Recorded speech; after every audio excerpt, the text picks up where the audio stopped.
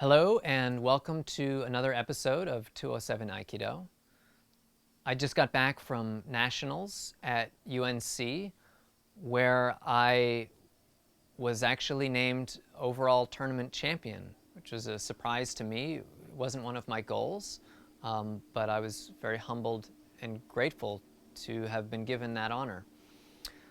A lot of that was on the strength of kata, but I actually want to talk to you now about my rondori training because I really didn't have anyone to train with, and I had to put more thought into how I was going to train for my rondori events.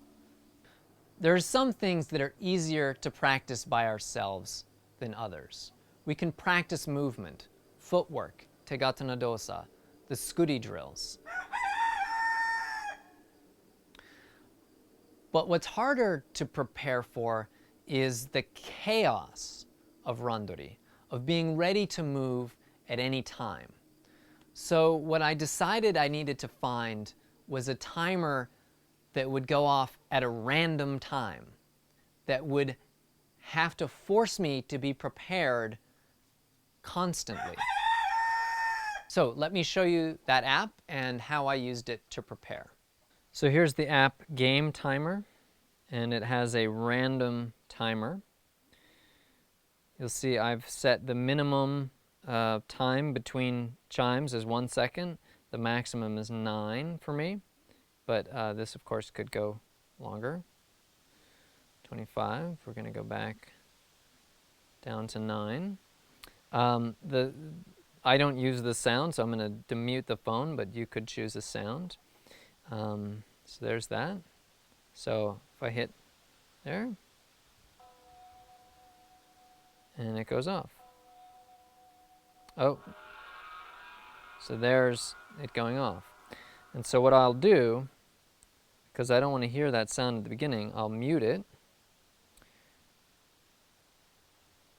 And then I'm just going to feel that buzz when it's time to go. So the first thing that I practiced was stabbing. It's the most sport-specific skill, and therefore it's the one that I worried about the least, because it's not really what I'm trying to develop. But if you're going to compete, you at least want to do a decent job. So you'll need something with a reflective surface like a window and a tanto. One of these actual tantos is like 20 bucks, 15, 20 bucks. I actually often used just a piece of pipe insulation with athletic tape on it. It's cheaper. I won't feel as stupid if I forget it outside overnight, and it's less likely to break a window. So the first thing I would do with the phone is set the timer for this entire drill. Usually I would do stabbing for 4 minutes. Once that's going, I would then open up Game Timer. Once the Game Timer was ready, the first stabs that I would do would be to try to move as cleanly as possible with the sort of smallest amount of tells that I could.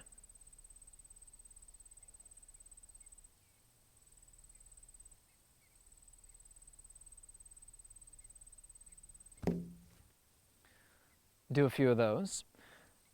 And then I would start moving my feet so that I could be ready. And ideally, on that one you saw my feet did a little 1-2 before I stabbed. Ideally, I would want to remove that. I was actually more concerned about those extra steps than I was about speed. And then as I would get going, you might throw in some fakes too. But just being ready to move when the opportunity presents itself. So there I did another 1-2 step, and I would be trying to remove that. And there you have stabbing. Okay, next I would practice taisabaki, and I would practice this moving forwards and backwards. And I'm probably going to freak these chickens out a little bit. And I would usually do this for about 4 or 5 minutes. So, start the timer and then open up the game timer. And I might start slowly.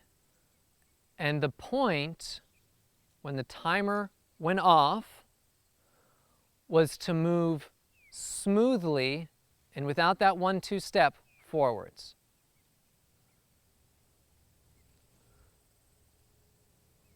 So basically I would try, when the foot is back here, I'll probably go this way. If it's forwards past my foot, I'll probably go the other side. So the placement of my foot determines which direction I'm going to go in. And there I had to take 2, so I'm not that happy with it. And then of course you can speed it up a little bit. Same thing. And I'm going to be using my arms as I would in a match. And then the trickier one is moving backwards, because I'm still going to try to taisabaki forwards. And there I had the wrong position, so I couldn't do it. So moving backwards, but I want to come forwards when the timer comes off. And again, the placement of my foot determines which side I'm going to go to. And I don't know which side it is. In the beginning, I'm going to go in the direction of the lifted foot. Towards the end of the step, like there, I'm going to go away from the foot. There. So there's towards the foot.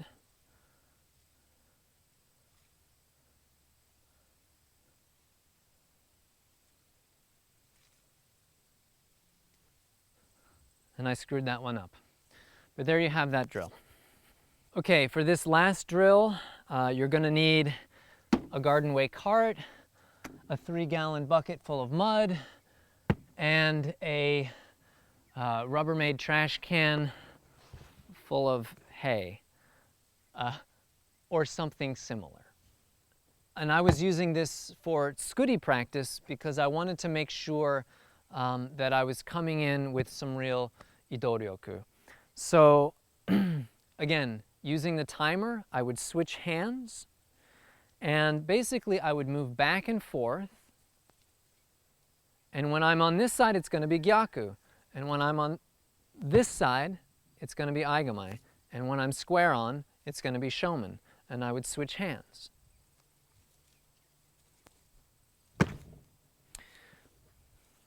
And ideally, when I'm shifting this guy, it's got these rings on it, so it'll grip that bucket a little bit.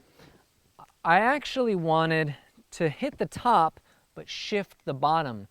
This is harder on gyaku, and maybe not necessary, because in gyaku, you're wanting their feet to stay in one place.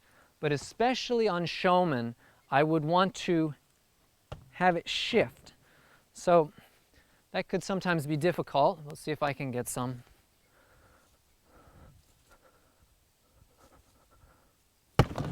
There. So I'm shifting that bottom by moving the top.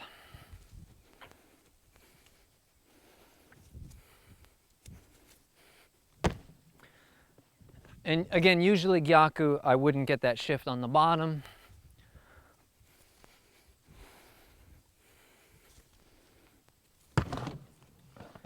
And the nice thing about the garden way cart, other than just raising this up, is it would keep the trash can in place. And same thing with the other hand.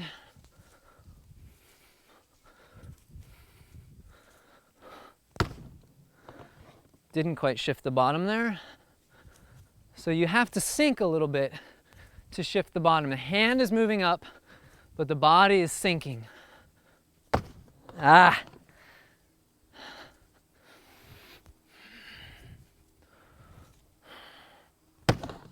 There we go. And so basically that's how I would do it. It would get a little bit bigger. I'd be switching back and forth every time. And so on.